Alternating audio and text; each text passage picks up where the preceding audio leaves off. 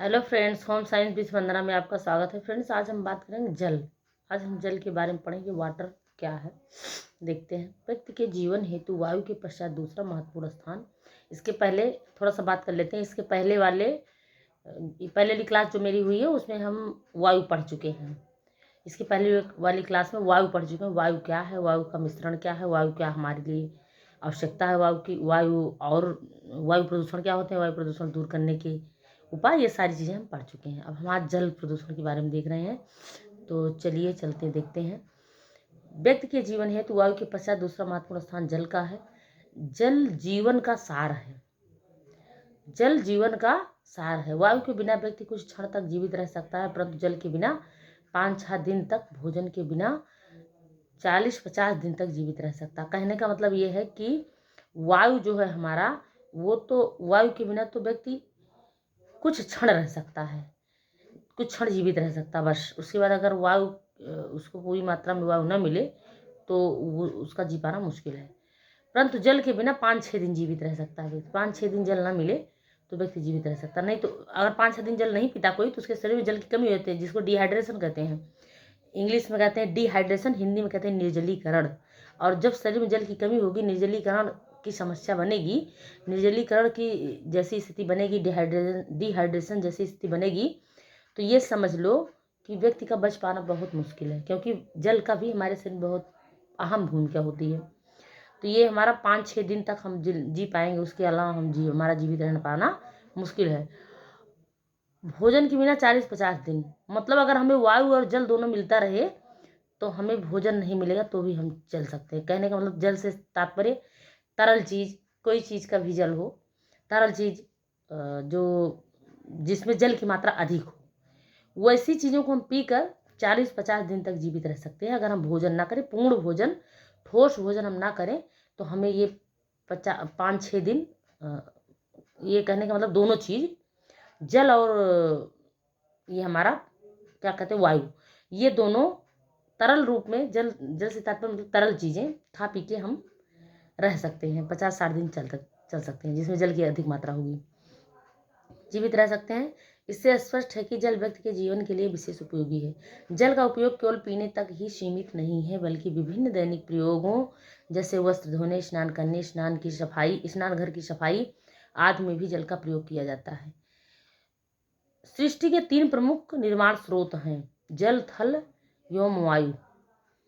सृष्टि के आरंभ में सर्वत्र जल ही जल था। कहने का मतलब जो सृष्टि के 3 प्रमुख निर्माण स्रोत हैं, ये हमारे सृष्टि का जो निर्माण हुआ है, इसमें यही बात कही जा रही है। जो सृष्टि का निर्माण हुआ, जल, थल एवं वायु के द्वारा ही सृष्टि बनी हुई है। सृष्टि का के आरंभ में सर्वत्र जल ही जल था। मतलब जब सृष्टि नहीं थी तो सबसे पहले जल ही जल था। पूरे धरती पे जल ही था, जल था सबसे ज़्यादा। आज भी पृथ्वी के 2/3 भाग पे में जल है। जो सबसे, अगर कहीं क्वेश्चन बने कि जल का सबसे अधिक भाग होता है, वो पृथ्वी का सबसे अधिक भाग होता है, तो जल का, किसका है, जल का। क्योंकि छोटे क्लास में भी पढ़ाया जाता है बच्चों को कि हमारे जो पृथ्वी पे भाग है, सबसे अधिक जल पाया जाता है। तो 2/3 भाग जल में जल है हमारी पृथ्वी पे अभी भी। जल सूर्य के प्रकाश के संसर्ग में वाष्प बनकर बादल के रूप में ऊपर उठ जाता है और ऊपर नम वातावरण पाकर वर्षा के रूप में पुनः पृथ्वी पर आ जाता है। इसी को जल संग्रहण के नाम से भी जानते हैं। ये क्रियाएं जो मैं पढ़ रही हूँ, इसमें जो बता रही हूँ, इस क्रिया को जल संग्रहण बोलते हैं। जल संग्रहण मतलब जल का बादल के रूप में ऊपर जाना, वाष्प के रूप में ऊपर जाना, जल का वाष्पित होकर ऊपर जाना और बादल बनकर फिर से बरसना, ये जल संघनन की क्रिया कहलाती है। तो ऊपर उठ जाता है और ऊपर नम वातावरण पाकर वर्षा के रूप में पुनः पृथ्वी पर आ जाता है, या धरातल पर बहता है, जो नदियों के रूप में हमें प्राप्त होता है। जल मानव के अस्तित्व हेतु वायु के समान ही महत्वपूर्ण है। व्यक्ति को जल के संगठन, जल की प्राप्ति के साधनों, उपयोग, शुद्धिकरण का पूर्ण ज्ञान होना जरूरी है। मतलब जल को शुद्ध करना, जल का उपयोग कैसे क्या करना, कहाँ करना है, और जल प्राप्ति, जल मिलते कहाँ से हैं, इनका पूर्ण ज्ञान होना जरूरी है। जल का सूत्र बहुत पूछा जाता है तो आसान भी और पूछा भी जाता है। H2O मतलब H2O हाइड्रोजन का 2 अणु, ऑक्सीजन के 1 अणु। इसका अनुपात भी पूछा जाता है 2:1। ये अब की बार रियलिटी के एग्जाम में आया हुआ था, जल का अनुपात 2:1। इसलिए 2:1 कहा जा रहा है क्योंकि H2 लिखा हुआ है, तो ये 2 हाइड्रोजन के 2 अणु, ऑक्सीजन के 1 अणु, इसीलिए 2:1 बोला जाता है। तो ये हमारे जल H2O जल का सूत्र है और इसका अनुपात पूछा जाए 2:1। ये 2:1 आपको 1 जब मिले तो ये समझ लो जल का अनुपात है। ये 2:1 या 2:1 जल का अनुपात ऐसे मिलेगा और रियलिटी के एग्जाम में आया हुआ था जल का अनुपात। इसी में 1:2 देता है, 1:1 दे देता है, 2:1 ऐसे दे के कन्फ्यूज करता है। इस तरह क्वेश्चन पूछ जाते हैं। पीने के लिए स्वच्छ जल का उपयोग, यहाँ पे हम बात करेंगे पीने के लिए स्वच्छ जल का उपयोग। जल जीवन का सार है, जल के बिना वैज्ञानिक उन्नति संभव नहीं है। प्रत्येक व्यक्ति को प्रतिदिन 12 लीटर स्वच्छ जल की आवश्यकता होती है, मतलब 24 घंटे। यहाँ पे प्रत्येक व्यक्ति को प्रतिदिन की बात की गई है, मतलब 24 घंटे में आप 12 लीटर स्वच्छ जल की आवश्यकता आपके शरीर के लिए है।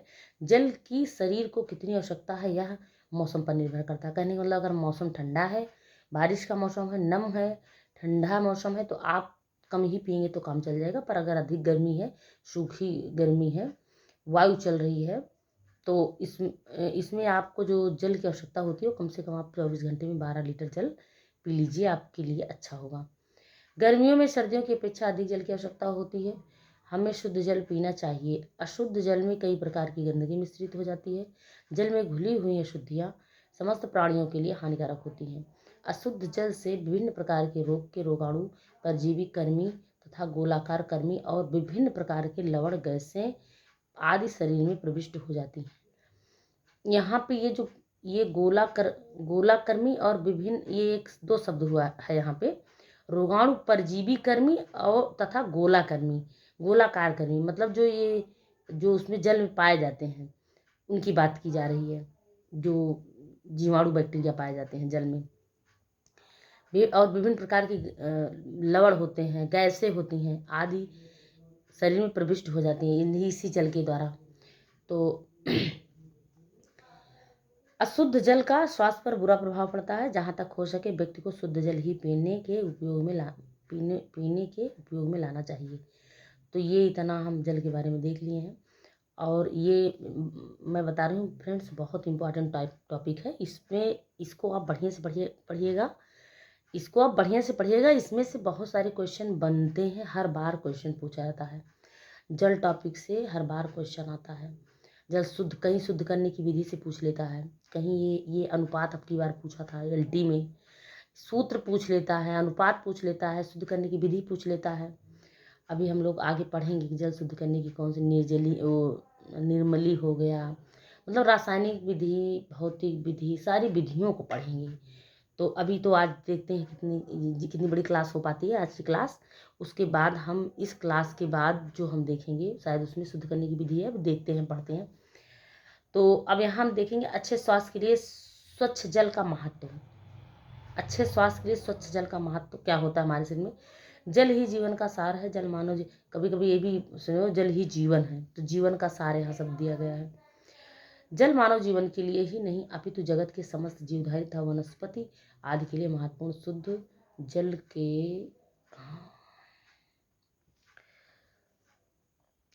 के बिना पशु पक्षी, वनस्पतियां तथा मानव अधिक समय तक जीवित नहीं रह सकते हैं। प्रत्येक वस्तु में जल का अंश होता है। व्यक्ति के शरीर में लगभग 75% भाग जल का होता है। अब देखिए ये 75% यहाँ दिया गया, प्रतिशत दिया गया है। परसेंट या प्रतिशत बात की है। यहाँ पे ये जो 75 दिया गया है, पहले मतलब ये है इसमें, पर जो आयोग मानता है, मैं इसके अनुसार बता दे रही हूँ। आयोग जो मानता है वो अगर ऑप्शन में आपके जो ऑप्शन है 55 हो, 50 हो या 80 हो, 50, 55, 80, तब आप 75 पे जाइएगा। 50, 55, 80, क्योंकि 50, 55 बहुत कम है, 80 बहुत ज़्यादा है, तब आप ऐसे ऑप्शन को चुन सकते हैं। पर अगर ऐसा नहीं है तो आपको ऐसा नहीं है तो आपको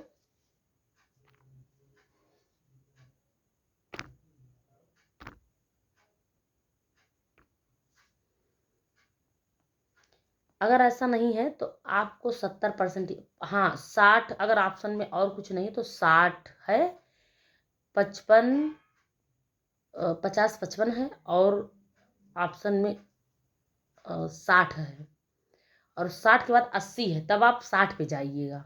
ठीक, ऑप्शन के अकॉर्डिंग इसको करना है। 60 पे आप जा सकते हैं। उसके बाद अगर 70 दिया है, 62 दिया है, 62 दिया है तो 62 पे जा सकते हैं। 65 से 70 दिया है तो पैसा रेशियो दे दिया है कि शरीर में जल की आवश्यकता 65 से 70%, पहला ऑप्शन। 80% दूसरा ऑप्शन। 55% तीसरा ऑप्शन। 60% चौथा ऑप्शन। तो आप 65 से 70 वाले भी जाएंगे। इस तरह से आपको करना है। मेरे कहने का मतलब ये है कि आपको 60 से 70 के अंदर ही रहना है। अगर 60-70 वाले पॉइंट आपको नहीं मिल रहे हैं, 60 से 70 के बीच का नहीं मिल रहा है, तो आप जो है, तो ये यहाँ पे जो इसकी बात हम कर रहे हैं, आप 60 से कम नहीं होना चाहिए और 70 से ज़्यादा नहीं होना चाहिए। अगर ऑप्शन में ऐसा ऑप्शन मिले तो उस पर जाइएगा, और अगर 60 और 70 के बीच का ऑप्शन कोई है नहीं, बिल्कुल नहीं है, तो आप 72-75 पे जा सकते हैं। ठीक है, आगे चलते हैं। शुद्ध जल, ये हमारे शरीर में जल का प्रतिशत भाग जल का होता है। जो शरीर व्यक्ति के शरीर में लगभग 75% भाग जल का होता है। तो 70% भी माना जा सकता है, 60%। 60 से 70 एकदम फिक्स है। अगर आपको 75 मिल गया और ऑप्शन कोई नहीं है, 80 से ऊपर है, और 50-55 के नीचे का 55 लिखा हुआ है, तो आप 75 पे जाएंगे। शुद्ध जल द्वारा रक्त तरल अवस्था में रहकर शरीर का पोषण करता है। शुद्ध जल शरीर के तापक्रम को भी नियंत्रित कर रखता है तथा त्वचा को भी कोमल बनाए रखता है। इस जल के कार्य हैं हमारे शरीर में। शुद्ध जल शरीर के विभिन्न रसों को तरलता प्रदान करता है और पाचन क्रिया में भी सहायक होता है। शरीर के कोशिकाओं की टूट फूट के कारण उत्पन्न होने वाले विषैले पदार्थ जल द्वारा पसीने तथा मल मूत्र के रूप में व्यक्ति के शरीर से निष्कासित होते हैं। जल के द्वारा व्यक्ति की प्यास बुझती है तथा शरीर की उदासीनता, आलस तथा शुष्कता दूर होकर शरीर में शक्ति तथा स्फूर्ति उत्पन्न होती है। तो ये हमारे जल के इतने कार्य हो गए। अब हम थोड़ा सा बात करेंगे जल के विभिन्न भागों में पाई जाने वाली जल का प्रतिशत, मतलब हमारे शरीर में कहाँ कहाँ कितना कितना जल पाया जाता है। जो हमारा शरीर है, हमारे शरीर में कितना कितना % जल कहाँ कहाँ पाया जाता है। देखो, शरीर के विभिन्न भागों में पाई जाने वाले जल की प्रतिशत मात्रा निम्न प्रकार से है। गुर्दे में 83% जल, मतलब किडनी, इस गुर्दे को किडनी भी कहते हैं। किडनी, वृक्क, इसके कई नाम है। गुर्दा, किडनी, वृक्क तीनों एक ही हैं। तो यहाँ पे आप जो ये 83% देख रहे हैं, ये गुर्दे में जल पाया जाता है इतना। मांसपेशियों में 72% जल पाया जाता है। रक्त में 80% जल पाया जाता है। जिगर में 70% जल पाया जाता है। मस्तिष्क में 79-79% जल पाया जाता है। जो हमारी अस्थियां हैं, हड्डियां, उसमें 30% जल पाया जाता है। तो ये हमारे शरीर में जल की मात्रा है। अब हम बात कर लेते हैं थोड़ा सा। जल के महत्व का अध्ययन निम्न प्रकार से किया जा सकता है। शरीर का अधिकांश भाग जल से निर्मित होता है। ये हमारा जो हम जल के महत्व का अध्ययन निम्न प्रकार से किया जा सकता है, कर रहे हैं। इसमें क्या है, शरीर का अधिकांश भाग जल से निर्मित होता है। यह रक्त को द्रव के रूप में रखता है, जिसके द्वारा शरीर के विभिन्न भागों में पहुंचाता है। मतलब हमारे रक्त को तरल बनाए रखता है और सब शरीर में सारी जगह पहुंचाने का काम करता है। यह श्वास, पसीना, मूत्र आदि के रूप में शरीर से बाहर निकलकर उसे स्वस्थ बनाता है। मतलब पसीने के रूप में निकलता है तो हमारी त्वचा स्वस्थ रहती है। श्वास से निकलता है तो हमारे जो फेफड़े और मुंह की स्थिति होती है वो स्वस्थ रहता है। मूत्र आदि का संचालन मतलब सही तरीके से होता रहता है। मूत्र निष्कासित होता रहता है। चौथे पॉइंट पे, जल भोजन का आवश्यक अंग है। जल क्या है? भोजन का आवश्यक अंग है और भोजन को पचाने में मदद देता है। जल के कार्य की यहाँ बात करते हैं, यहाँ दिया गया है इसके बारे में। जल शरीर में निम्नलिखित कार्य करता है, ये जल का शरीर में कार्य यहाँ पे बात हो रही है। जल शरीर में निम्नलिखित कार्य करता है, जिसके कारण यह हमारे लिए अत्यधिक महत्वपूर्ण है। शरीर की कोशिकाओं में होने वाले समस्त रासायनिक परिवर्तन जल द्वारा ही होते हैं, क्योंकि जल में प्रबल घोलक शक्ति होती है। जल हमारे शरीर में घोल देता है। नंबर 2, चयापचय के पश्चात विभिन्न पोषक तत्वों को अंतिम रूप में शरीर के सभी अपेक्षित अंगों तक घुलनशील रूप में पहुंचाने का कार्य जल द्वारा ही संपन्न होता है। नंबर 3, जल शरीर के तापमान को एक सा बनाए रखने में भी मदद करता है। हमारे तापमान को बढ़ने और घटने नहीं देता, दोनों काम इसका होता है, समान तापमान बनाए रखता है। शरीर मतलब ठंडक प्रदान करता है। शरीर के भीतर उत्पन्न दूषित पदार्थों को बाहर निकालने का कार्य भी जल द्वारा ही पूरा होता है। हमारे शरीर के मलमूत्र, पसीना एवं अन्य दूषित पदार्थ जल द्वारा ही शरीर से बाहर निकल जाते हैं। हमारे आहार में जल की कमी हो जाने पर कब्ज की संभावना हो जाती है। नंबर 5वां पॉइंट, जल बाहरी आघातों से हमारे शरीर की रक्षा करता है। उदाहरण हेतु फेफड़ों के ऊपर दोहरी झिल्ली के मध्य में जो तरल पदार्थ भरा रहता है, वह इन झिल्लियों के पारस्परिक रगड़ से सुरक्षित रखता है। मतलब हमारी वो है झिल्लियाँ हैं, या हम कह दें कि हमारे शरीर की रक्षा करता है, इसलिए जैसे हमारी जो शरीर है हमारा, उस पर पूरी तरह से ये झिल्लियों के रूप में और रगड़ से बचाता है। झिल्लियों के रूप में रहता है, रगड़ से बचाता है। तो 6ठा पॉइंट, जल स्नेहक के गुण भी होते हैं। जल में स्नेह के भी गुण होते हैं। यही कारण है कि हमारे शरीर के विभिन्न अस्थियों के जोड़ पारस्परिक रगड़ से बचे रहते हैं। हमारे अस्थियों के चारों ओर थैली के आकार वाले जो ऊतक होते हैं, उनमें जल उपस्थित रहता है। इसके परिभाषिक शब्दावली में श्लेष्मक तरल भी कहा जाता है। इसको जो परिभाषिक मतलब बोला जाता है, जिन शब्दावली में इसका प्रयोग किया जाता है, श्लेष्मक तरल भी कहा जाता है, क्योंकि वो तरल रूप में श्लेष्मा के समान तरल रूप में होती है, जो रगड़ से हड्डियों को आपस में रगड़ खाने से बचाती है। यही जीवनदायक जल हमारे स्वास्थ्य हेतु इतना महत्वपूर्ण होता है कि यदि गंदा हो तो अनेक प्राणघात रोग लगा देता है, जैसे हैजा, दस्त, पेचिश आदि। अगर आपसे पूछा जाए कि अशुद्ध जल से होने वाले रोग, हैजा, दस्त, पेचिश, टाइफाइड, पीलिया आदि 4 रोग हैं जो जल से प्रभावित करते हैं। अब यहाँ पे शुद्ध पेयजल की विशेषता की बात कर लेते हैं। शुद्ध पेयजल की विशेषता, जो हमारे शुद्ध पेयजल होते हैं उनकी क्या विशेषता होती है। शुद्ध जल पूछा था, ये भी क्वेश्चन बनता है यहाँ से। शुद्ध पेयजल की विशेषता की बात करते हैं।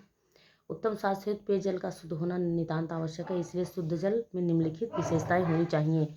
शुद्ध जल की विशेषता की बात कर रहे हैं। नंबर 1, पीने का पानी जीवाणुओं से मुक्त होना चाहिए। नंबर 2, पीने का पानी गंधहीन, रंगीन तथा स्वच्छ होना चाहिए। पीने के पानी में किसी भी प्रकार का स्वाद नहीं होना चाहिए। पेयजल मानव मल मूत्र तथा पशुओं द्वारा दूषित न किया गया हो। पेयजल प्राकृतिक तथा क्षारीय हो, इसमें अम्ल नहीं होना चाहिए। इसमें अम्ल नहीं होना चाहिए। शुद्ध जल में रासायनिक पदार्थ जैसे फ्लोराइड, नाइट्रेट, सीसा निर्धारित सीमा से अधिक नहीं होना चाहिए, क्योंकि अधिक होता है तो हानि पहुंचाता है। इसकी मात्रा बहुत हल्की फुल्की होनी चाहिए हमारे जल में, जो हमारे अच्छे जल होते हैं, पीने योग्य होता है। इसकी अधिक मात्रा स्वास्थ्य के लिए घातक हो सकती है। इन सारे तत्व अगर अधिक हो जाएंगे तो स्वास्थ्य के लिए हानिकारक होता है। 7वां पॉइंट, शुद्ध जल में बाइकार्बोनेट यहाँ पे लिखा हुआ है। शुद्ध जल में बाइकार्बोनेट्स, क्लोराइड्स तथा सल्फेट्स आदि रासायनिक पदार्थ की मात्रा भी निर्धारित मात्राओं से अधिक नहीं होनी चाहिए।